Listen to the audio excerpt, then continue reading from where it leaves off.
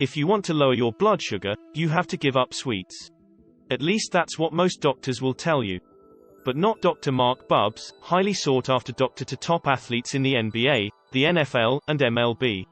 Dr. Bubbs has found that if you eat the right sweets, not only can lower your blood sugar, but you can improve all your other health markers too.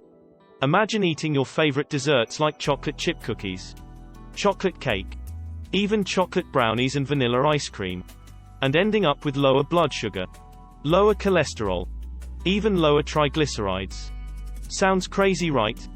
The thing is, people are doing this every single day just by using the recipes you can get for free at our website.